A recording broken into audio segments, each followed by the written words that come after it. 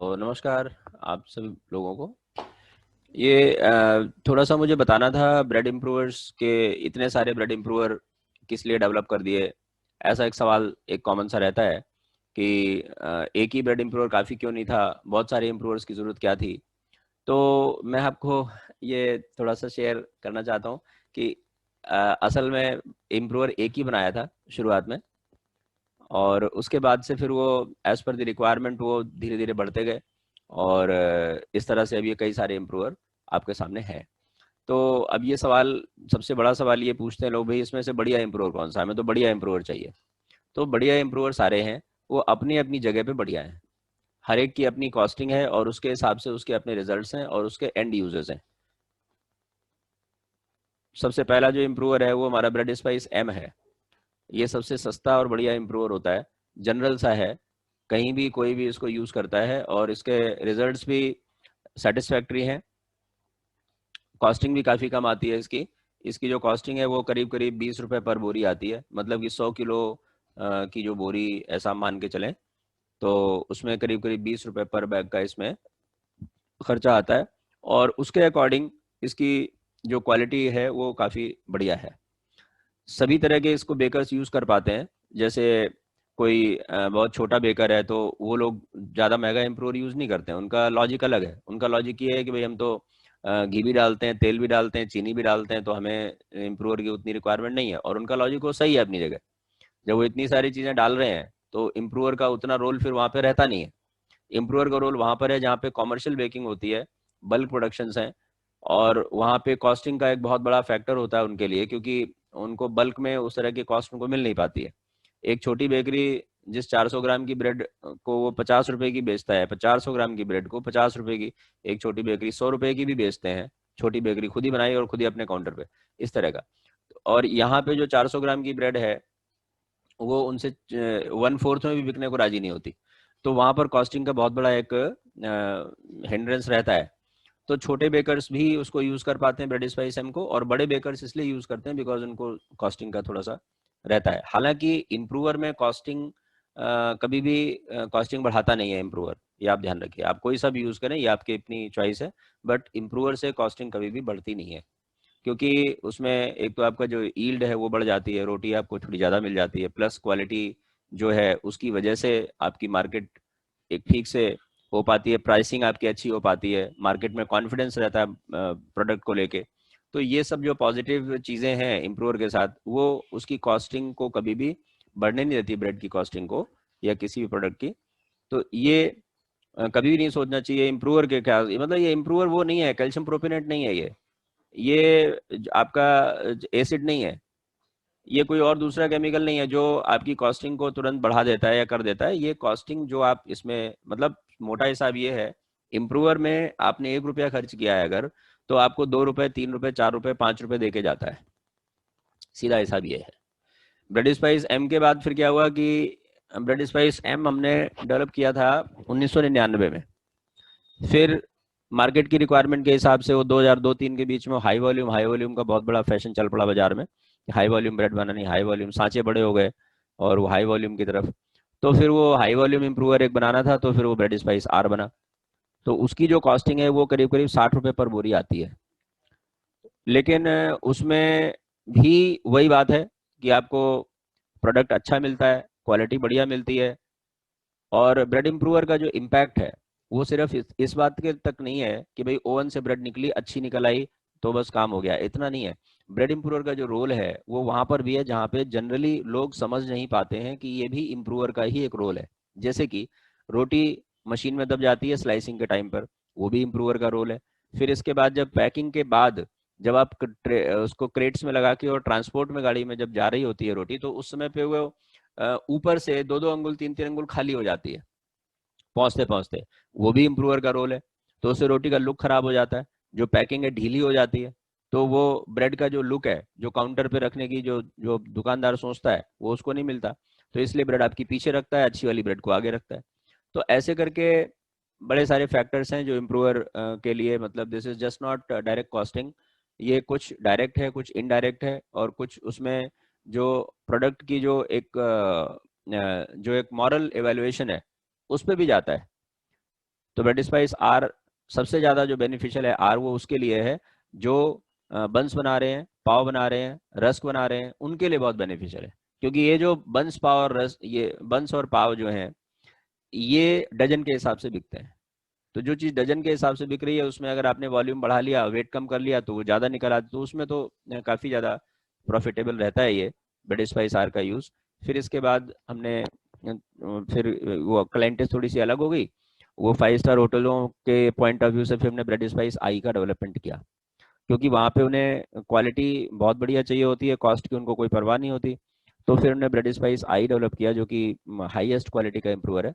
और मार्केट में आज भी मतलब हाईएस्ट क्वालिटी का इम्प्रूवर अगर है तो ब्रेड स्पाइस आई है। ब्रांड कोई सा भी हो, इंडियन हो, फॉरेन हो, इम्पोर्टेड हो, देसी हो, कोई हो, आई के मुकाबले कोई इम्प्रूवर नहीं है।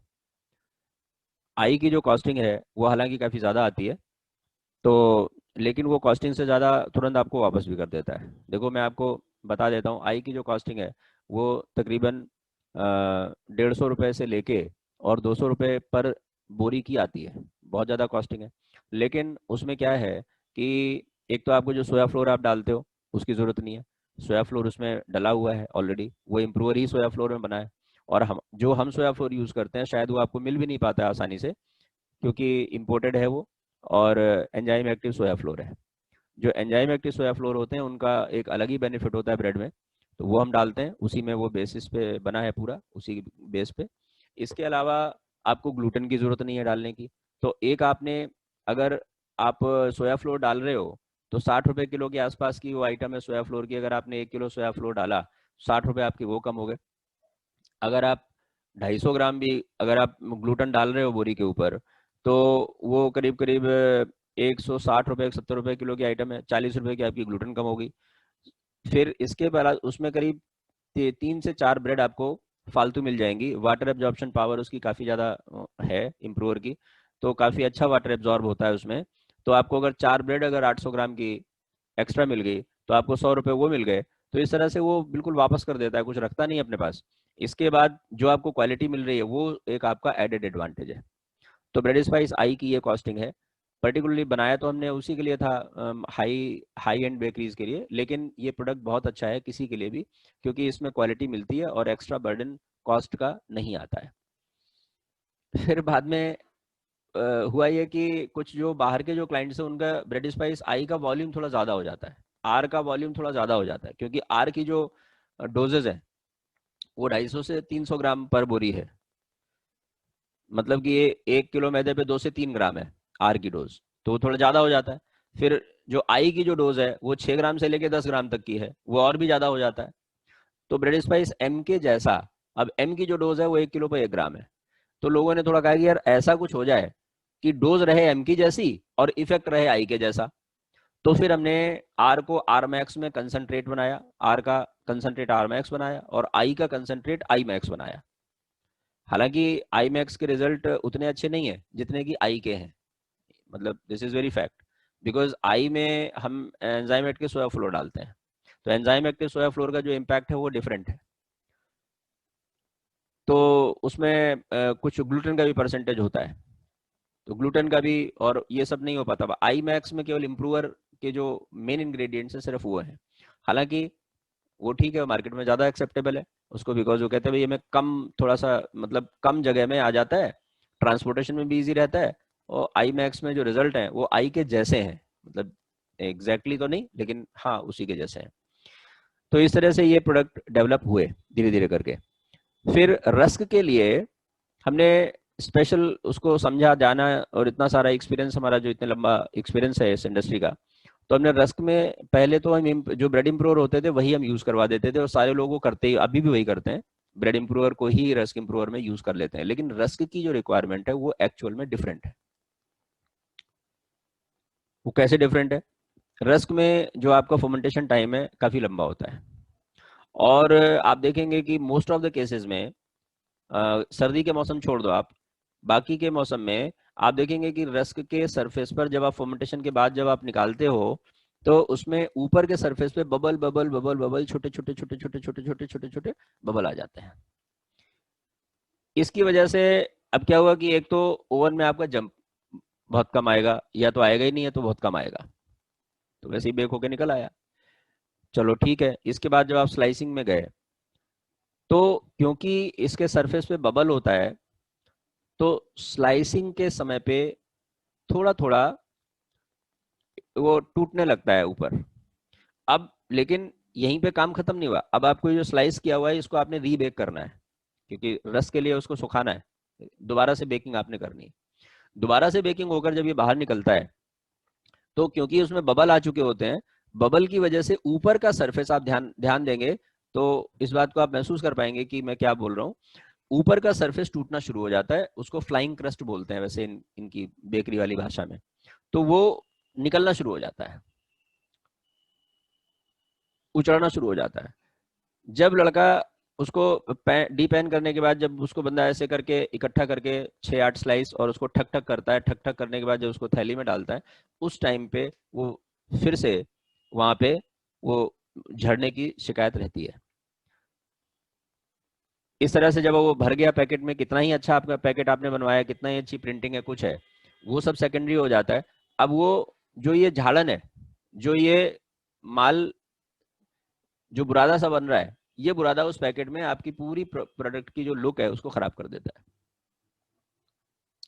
प्रोडक्ट अच्छा नहीं दिखता। इस चीज को हमने ध्यान में रख के, और एक चीज और कि जब भरने के समय, जब उसको रस्क के टुकड़ों को लेके ऐसे करके और उसको थैली में डालते हैं तो ठक ठक जब करते हैं तो वो टूटता भी है, ब्रेकेज आती है, बहुत सारी माल की बहुत सारी ब्रेकेज आ जाती है। पता लगा कि आपकी 100 किलो की एक बोरी पे 4-4, 5-5% के 4-4, 5-5 किलो की, मतलब कि 3 किलो से लेके और 5 किलो तक की ब्रेकेज ये नॉर्मल आ जाती है। इतना सारा जो माल खराब होता है, अब उसको आप एनिमल फीड में ऐसे वैसे बेचते इधर उधर, उसका सब वो नुकसान है। तो ये रस्क इम्प्रूवर ऐसे डेवलप किया फिर कि एक तो ये ऊपर ये बबल नहीं आए, ये उछड़े नहीं, ऊपर से जो सरफेस है उसका, ऊपर का जो कवर है वो उचड़ ना जाए, वो ना निकले, एक तो बुरादा ना बने, और दूसरी बात ये कि भरते समय स्लाइस टूटे नहीं। तो एक तो उसका लुक ठीक हो गया, और फिर उसकी जो ब्रेकेज ब्रेकेज आ रही थी, जो वेस्टेज आ रही थी, वो वेस्टेज आपकी कम हो गई। तो हालांकि इसका जो इम्प्रूवर की जो कॉस्टिंग है वो करीब 100 रुपए पर बोरी के आसपास आती है, लेकिन आपको वो डायरेक्टली 200 से 300 रुपए कम से कम हर बोरी पर देकर जाता है। तो ब्रेड स्पाइस जे करके हमने एक और इम्प्रूवर डेवलप किया, वो अलग स्पेशली रस के लिए है। ठीक है। तो अब एम की जो डोजेज हैं वो 1 किलो मैदे पे 1 ग्राम की है।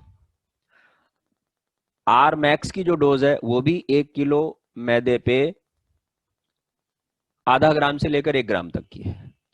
आई मैक्स की जो डोज है वो आधा ग्राम से लेकर 1 ग्राम तक की है। ब्रेड स्पाइस जे की जो डोज है वो भी आधा ग्राम से लेकर 1 ग्राम तक की है। अब ऐसे ये जो इम्प्रूवर्स हैं इनको ज्यादा लोग लाइक कर रहे हैं, जो कम डोज में अच्छा रिजल्ट देने वाले। हालांकि आई का कोई मुकाबला नहीं है, आई तो बेस्ट है, आर उससे नीचे है, आई तो सुपर इम्प्रूव है, सुपर डुपर इम्प्रूव है। लेकिन वो अपनी अपनी चॉइस है। तो ये थोड़ा सा हमने इंट्रोडक्शन दिया ये बताने के लिए कि कौन सा इम्प्रूवर किस लिए डेवलप किया गया है और उसका एंड एप्लीकेशन क्या है। मतलब उसको आप सही से आप चॉइस कर पाए अपनी। और इसके अलावा अगर आपको कभी लगता है कोई और चीज़ है तो आप हमें से कांटेक्ट भी कर सकते हैं। ठीक है। हम तो फ्री में अवेलेबल है आपके लिए, कोई ऐसी बात है ही नहीं कभी भी। तो और अपने जो प्रोडक्ट्स होते हैं जो खुद के डेवलप किए होते हैं उनके बारे में बोलना भी बड़ा अच्छा लगता है। हमेशा कोशिश होती है भाई अच्छे से अच्छा प्रोडक्ट बने, अच्छी से अच्छी सर्विस हम आपके पास लेकर जाएं, जिसमें आपका भी सेटिस्फेक्शन आए, एप्रिसिएशन मिले। तो मतलब हमेशा के लिए हम हैं, प्रोडक्ट हैं सारे, और जो भी आपकी कंसल्टेशन आपको चाहिए, जो भी रिक्वायरमेंट है वो हम आपके साथ शेयर कर सकते हैं। ठीक है। तो ये छोटा सा इंट्रोडक्शन था इम्प्रूवर्स का। और आप सभी को नमस्ते। आपकी ब्रेड बढ़िया बने, रस बढ़िया बने, व्यापार अच्छा चले, तो यही शुभकामनाएं सबको। और दिस इज ऑल अबाउट। नमस्ते।